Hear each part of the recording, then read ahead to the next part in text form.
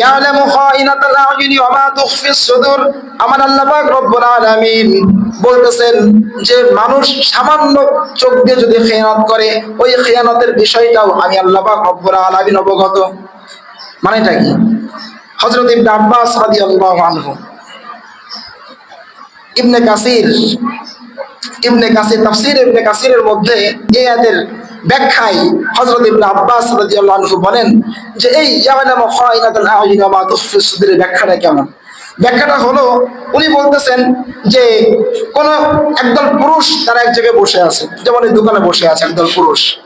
তো একদল পুরুষ যদি দোকানে বসে থাকে আর দোকানের সামনে দিয়ে কোনো বেগানা নারী যেতে থাকে, এখন বলেন তো স্বাভাবিকভাবে পাঁচজন পুরুষ থাকবে, সবাই কি নারীর দিকে তাকাতে পারবে? তাকাবে না। কিন্তু ওই পাঁচজনের মধ্যে কেউ এমন থাকতে পারে, সে অন্য চারজনকে ফাঁকি দিয়ে চোখের আড়াল দিয়ে ওই বেগা নারীকে দেখতে পারে কি পারে না?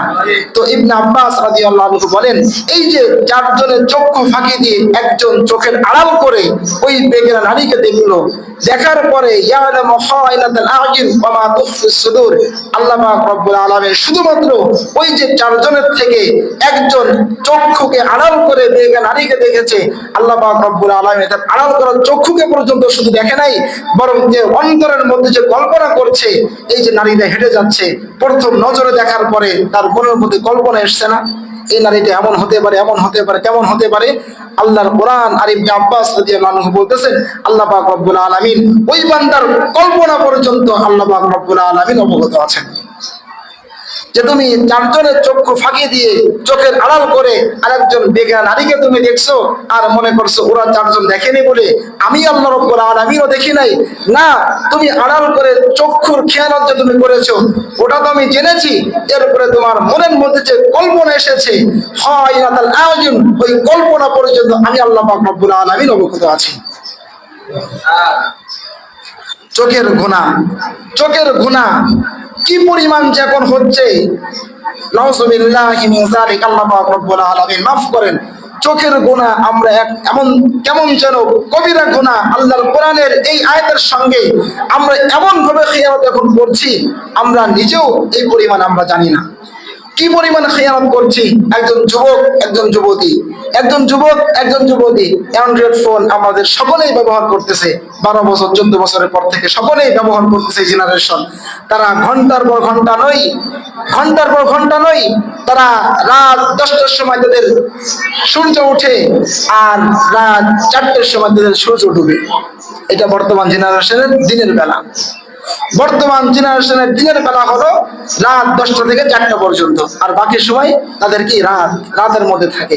ফজরে আজান যখন দিবে, তাহাজ্জুদের সময় যখন কোরআন তেলাওয়াতের গুনগুন আওয়াজ যখন এই জেনারেশন থেকে আল্লাহ পাক রব্বুল আলামিন আল্লাহ রাসূল আশা করেন ওই জেনারেশনের রাত কখন হয়? 4টের পর থেকে সারাদিন ভোর রাত থাকে। এই যে মোবাইল নিয়ে পড়ে আছে, এই যে নাটক দেখছে, এই যে সিনেমা দেখছে, এই যে বেগানা নারীকে দেখছে, বন্ধু আরেকজন বন্ধুকে নিয়ে যাচ্ছে বিয়ে করতে, বন্ধু তার বন্ধুকে দেখিয়ে দিয়ে বলতেছে দেখো তো তোমার ভাবি হবে কেমন লাগবে, এই অমুক হবে কেমন লাগবে। এই চোখের খেয়ানত সর্বপ্রথম চোখের খেয়ানত গুনাহটা কিভাবে হয়? প্রথম চোখ দিয়ে দেখতেছে, এরপরে চোখ দিয়ে দেখার পরে সে উত্তেজনা সৃষ্টি করতেছে, তার মধ্যে কল্পনা আসতেছে, এরপরে যত্রতত্র তার যৌন চাহিদাকে সে পূরণ করতেছে। এভাবেই তো গুনাহগুলো আসে। এ কথাই তো আল্লাহর নবী সাল্লাল্লাহু আলাইহি ওয়াসাল্লাম বলেছেন, আল আইনু তাজনি ওয়া জিনাহা নজরু, যে চোখের জিনা আছে, চোখ দিয়ে মানুষ প্রচুর পরিমাণে জিনা করে, এই জিনাটা হলো জিনাহা আর নজরু, চোখের জিনা হলো দেখা। ওয়াল উজনু তাজনি, কানেরও জিনা আছে, কানের জিনাটা হলো আল্লাহ রাসূল বলতেছেন আল ইস্তিমা, কানে হেডফোন দিয়ে উপরে কম্বল দিয়ে যে সমস্ত ভাইয়েরা গান শুনে থাকেন, যে সমস্ত ভাইয়েরা সিনেমা দেখে থাকেন, নাটক সিনেমা দেখে থাকেন, আল্লাহ নবী বলতেছে তুমি যে কান দিয়ে শুনতেছো তোমার কান জিনা করতেছে, তুমি যে চোখ দিয়ে দেখতেছো তোমার চক্ষু জিনা করতেছে, এই সব হলো জিনা। আল্লাহ নবী সাল্লাল্লাহু আলাইহি ওয়াসাল্লাম চমৎকার আরেকটি হাদিস বলেছেন, আলমারআতু আওরাতুন ফাইদা খারাজাত ইস্তাশরাফাহা শাইতান। আল্লাহ নবী সাল্লাল্লাহু আলাইহি ওয়াসাল্লাম বলতেছেন আলমারআতু আওরাতুন, মহিলারা হলো আবরণের বস্তু। কিসের বস্তু? আবরণের বস্তু। মানে এরা হলো সবসময় কেমন যেন কাপড়ের মধ্যে, মণিমুক্তার মতো ঈশ্বরের মধ্যে তারা সবসময় থাকবে। নবীজি বলেন, ফাইদা খরজাত, যখন কোন বেপর্দা নারী, যখন পর্দাহীন নারী যখন রাস্তা দিয়ে বের হয়, ইস্তাশরাফাহা শাইতান, শয়তান ওই নারী বা ওই মেয়ের পিছু নেয়, শয়তান তার সাথে মিলে যায়। তাহলে শয়তানের কাজ কি? শয়তানের কাজ হলো চমৎকার কথা। শয়তানের কাজ হলো যে নারীটা বেপর্দা, পর্দাহীন বের হয়েছে আর শয়তান তার সঙ্গে নারীর পিছু লেগেছে, শয়তানের কাজ হলো কি, যে ও যে পর্যন্ত যাবে আবার বাড়িতে আসবে। এই যাওয়ার এবং আসার পথে যতজন পুরুষ তারা রাস্তার দুপাশে এদিক ওদিক দাঁড়িয়ে থাকবে, অন্য বেখেয়ালে থাকবে, আল্লাহর নবী বলেন ওই পিছু লাগা শয়তানের কাজ হলো সমস্ত পুরুষের দৃষ্টিটা ওই নারীর দিকে দিয়ে দেওয়া। নাউজুবিল্লাহ বলবেন না? একজন নারী, একজন মেয়ে এসে পর্দাহীন ভাবে হেঁটে যাচ্ছে, যে পর্যন্ত যাবে আর আসবে, এই যাওয়া এবং আসার মধ্যে, যাওয়া এবং আসার মধ্যে যতজন পুরুষ তার দুই পাশে এদিক সেদিক দাঁড়িয়ে থাকে, আল্লাহর নবী বলেন ওই পর্দাহীন নারীর পিছনে বের হওয়ার সঙ্গে সঙ্গেই একজন শয়তান পিছনে, আর ওই শয়তানের কাজ হলো সমস্ত পুরুষের দৃষ্টি নারীর দিকে দিয়ে দেওয়া। তাহলে বলেন তো একজন পর্দাহীন নারী যখন বের হচ্ছে আর 1000 পুরুষ যদি রাস্তার দুই পাশে দাঁড়িয়ে থাকে, প্রত্যেকজন পুরুষ কয়টা করে জিনা করছে? কয়টা করে? একটা করে। কয়টা করে? কয়টা করে? একটা করে। 1000 পুরুষ দুপাশে দাঁড়িয়ে আছে, দুই পাশে দাঁড়িয়ে আছে, আর প্রত্যেকজন পুরুষ যদি এই পর্দাহীন নারীকে দেখে, প্রত্যেক পুরুষের কয়টা করে জিনার গুনাহ হচ্ছে? একটা করে। আর এই যে 1000 পুরুষ যে একটা করে জিনা করলো, আর ওই মহিলার ভাগে কয়টা জিনা পড়তেছে? কত? 1000। এইবার আপনার আমার মেয়ে যারা প্রাপ্ত বয়স্ক হয়ে গিয়েছে, তারা যখন এখান থেকে নাগেরহাট, কনকশা, ঢাকায় বিভিন্ন জায়গায় যখন যায়, তখন বলেন এবার কতজন পুরুষ তার দিকে তাকিয়ে থাকে। আর পুরুষের নজর এত তীক্ষ্ণ, এত সূক্ষ্ম, শুধুমাত্র নজর দেখার মধ্য দিয়ে, অবলোকনের মধ্য দিয়ে পুরুষের চিন্তা ক্ষান্ত হয় না, বরং সে চোখ দিয়ে প্রথম দেখে, এরপরে আপনার আমার মেয়েকে সে কল্পনা এত দূর পর্যন্ত চলে যায়, তার যৌন চাহিদা যতদূর পর্যন্ত না মেটাতে পারে। এইবার চিন্তা করেন, আমার মেয়ে যদি পর্দাহীন ভাবে এখান থেকে অমুক জায়গায় যায়, তাহলে কতজন পুরুষ তাকে দেখতেছে, আর দেখার মধ্য দিয়ে কতজন মানুষ জিনা করতেছে, আর আমার মেয়ের, আমার বোনের ভাগে কতটা জিনা তার ঘাড়ে আসতেছে। এই প্রত্যেকটা জিনা, এই প্রত্যেকটা গুনাহের ভাগ যেমনি ভাবে আমার মেয়ে হচ্ছে, তেমনি অভিভাবক হয়ে যাচ্ছে। মুহতারাম হাজিরিন, কথা শেষ করব। আল্লাহ রাসূল সাল্লাল্লাহু আলাইহি ওয়াসাল্লাম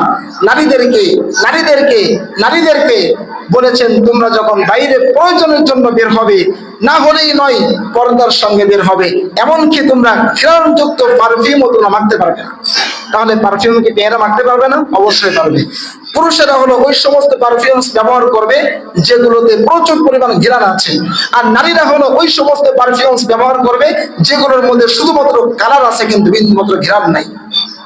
এটাও আল্লাহর নবী বলে দিয়েছেন যে একজন নারী, একজন মেয়ে কি পরিমাণ, কোন ধরনের, কোন স্টাইলিশের সে পারফিউম ব্যবহার করবে, এই কথাও আল্লাহর নবী সুস্পষ্ট হাদিসের মধ্যে বলে দিয়ে গিয়েছেন। সর্বশেষ কথা আল্লাহর নবীর একজন সাহাবী হযরত ওমর ফারুক রাদিয়াল্লাহু আনহুর জামানার কথা, যে নজর হেফাজত করার মধ্য দিয়ে তিনি কি করেছিলেন, তার জামানায় বিজয়গুলি, মুসলমানদের এই ক্লান্তিহীন বিজয়গুলি কিভাবে আসতো। হযরত ওমর ফারুক রাদিয়াল্লাহু আনহু যখন বাহিনী পাঠাইলেন কাদেসিয়ার যুদ্ধে, বিশাল বাহিনী, 30,000 মুজাহিদ বাহিনী পাঠিয়েছেন, যাও কাদেসিয়ার যুদ্ধে গিয়ে তোমরা বিশাল আকারে বিজয় লাভ করে আসো। এখন রোম, পারস্যের যে সমস্ত সেনাপতি আছে, তারা কোনোভাবেই এই হযরত ওমর ফারুক রাদিয়াল্লাহু আনহুকে পরাজয় করাতে পারে না, কোনোভাবেই তাদেরকে পিছিয়ে দিতে পারে না। সব জায়গায় যায় অল্প কিছু সাহাবী বিশাল সৈন্যবাহিনীর বিরুদ্ধে বিজয় লাভ করতেছে। কারণটা কোথায়? রোম, পারস্যের বাদশাহ একদিন বললো, একজনকে পাঠিয়ে দিয়ে বললো, যাও ওমরের দরবারে গিয়ে দেখে আসো যে তার কোন কৌশলের কারণে, কোন কারণে সে এত ছোট ছোট ক্ষুদ্র বাহিনী দিয়ে আমাদের বিরুদ্ধে বড় বড় বিজয় অর্জন করতেছে, এর পিছনে কৌশলটা কি, তোমরা যাও জেনে আসো। একজন এসছে, এসে দেখে সাহাবায়ে ইকরাম তারা রাত্রের বেলায় রুহবানুল লাইল ফুরসানুন নাহার, রাত্রের বেলায় সারা রাত তারা জেগে থাকে আর সারা দিন তারা আল্লাহর নবীর এই সাহাবীর আদেশ বাস্তবায়ন করার জন্য ঘোড়ার উপর থেকে তারা জিহাদ করতে থাকে। রাত্রে জেগে থেকে তারা কি করে, নাটক, সিনেমা আর অশ্লীল কথাবার্তা, গান বাজনা শুনে না, সারা রাত বসে বসে বসে আল্লাহর কোরআন তাহাজ্জুদের মধ্যে তেলাওয়াত করতে থাকে। তাহলে কৌশল কি? যখন ওই ব্যক্তি দূত যখন গিয়ে সংবাদ দিল যে এই বাহিনীকে কোনোভাবেই পরাস্ত করা সম্ভব নয়, তাহলে কৌশল কি, কি করা যেতে পারে? একজন কৌশল বের করলো যে হ্যাঁ, এই ওমরের বাহিনীকে, এই ওমরের মুজাহিদ বাহিনীকে পরাজয় করানোর মতো একটি কৌশল আছে। তা হলো এদের সামনে তোমরা বেগানা সুন্দরী নারীদেরকে তোমরা ছেড়ে দাও, তারা যখন এদের দিকে তাকাবে তখন সমস্ত মুজাহিদ তারা কাপুরুষ হয়ে যাবে, এর মধ্য দিয়ে আল্লাহ পাক রব্বুল আলামিন তাদের উপর লানত বর্ষণ করবেন আর তারা আমাদের কাছে পরাজয় বরণ করবে। কি করেছেন? কাদেসিয়ার যুদ্ধে যখন যাচ্ছে, ইতিমধ্যে ৩০,০০০ মুজাহিদ বাহিনী, তারা যখন কিছু দূর যাওয়ার পরে এই রোম সম্রাট সে কি করেছে, ৫ মাইল যাবত হাজার হাজার নারীদেরকে সে দুপাশে লাইন দিয়ে দাঁড় করে রেখেছে। ৫ মাইল পর্যন্ত সুন্দরী নারীদেরকে এই রোম সম্রাট দাঁড় করে রেখেছে যে ওরা যখন যাবে তোমরা সুন্দর করে সাজুগুজু করে তোমরা তাদের দিকে তাকিয়ে থাকবা। হযরত ওমর ফারুক রাদিয়াল্লাহু আনহু সূরাতে নূরের ৩০ নম্বর আয়াত মুজাহিদ বাহিনীর সামনে পেশ করলেন। যখন একজন দূত এসে বলল, ওগো ওমর, আপনার এই বাহিনীকে পরাজয় করানোর জন্য তারা কিন্তু এই কৌশল অবলম্বন করেছে। হযরত ওমর ফারুক রাদিয়াল্লাহু আনহু সূরাতুন নূরের ৩০ নম্বর আয়াত তাদের সামনে পাঠ করলেন। কুল্লিল মুমিনিন ইয়াগুদ্দু মিন আবসারিহিম ওয়া ইয়াহফাযু ফুরুজাহুম যালিকা আযকা লাহুম ইন্নাল্লাহা খাবীরুম বিমা ইয়াসনাউন। ওগো আমার নবীর উম্মত, ওগো আমার মুজাহিদ, ওগো আমার সেনাপতি, তোমরা যারা আছো, আল্লাহর কোরআন তোমাদের উপর নজর হেফাজত করার জন্য নির্দেশ দিয়েছেন। কাজেই তোমরা যখন কাদেসিয়ার যুদ্ধে তোমরা যখন অবতীর্ণ হবে, যাওয়ার পথে তোমাদের সামনে তোমাদের আশপাশ দিয়ে সুন্দরী সুন্দর নারীরা দাঁড়িয়ে থাকবে, তোমরা কিন্তু কোনোভাবেই তাদের দিকে তাকাবা না। হযরত ওমরের নির্দেশ অনুযায়ী ৩০,০০০ মুজাহিদ বাহিনী যখন রওনা করলেন, দুপাশে ৫ মাইল পর্যন্ত নারীরা, সুন্দরী নারীরা দাঁড়িয়ে আছে। একজন মুজাহিদ পর্যন্ত ৫ মাইল চলে গিয়েছেন, কোন ব্যক্তি মাথা উঁচু করে তাকান নাই। ইংরেজ রাইটার লেখেন যে এরা কান্নাহু আলা রুসিহিম আবকার, এরা কেমন যেন এদের মাথার উপরে পাখি বসেছিল। যখন সমস্ত মুজাহিদ বাহিনী অতিক্রম করে চলে গিয়েছে, ৫ মাইল দূরত্ব পর্যন্ত সুন্দরী নারীদেরকে অতিক্রম করে চলে গিয়েছে, তখন তারা নিজেরা বলতেছে, মা হাযা বাশারান ইন হাযা ইল্লা মালাকুন কারীম, এরা তো কোনোদিন মানুষ হতে পারে না, এরা আল্লাহর পক্ষ থেকে আসমান থেকে প্রেরিত এরা সম্মানিত ফেরেশতা। ফেরেশতাদের বিজয় আসছে থেকে। মুহতারাম হাজিরিন, অনেক কথা বললে আরো অনেক কথা বলা যাবে, সময় শেষ। এই জন্য নজরের হেফাজত করবো তো ইনশাআল্লাহ। নিজের যৌন চাহিদাকে অপত্রে ব্যবহার করবো না তো ইনশাআল্লাহ। সমস্ত বড় গুনাহ থেকে বিরত থাকবো তো ইনশাআল্লাহ। আল্লাহ পাক রব্বুল আলামিন যে সমস্ত যুবক ভাইরা আছে তাদেরকে, বিশেষ করে আমাকে, উপস্থিত সকলকেই সমস্ত প্রকার চোখের খেয়ানত থেকে বেঁচে থাকার তৌফিক দান করেন। ওয়া মা আলাইনা ইল্লাল বালাগ। আসসালামু আলাইকুম ওয়া রাহমাতুল্লাহ।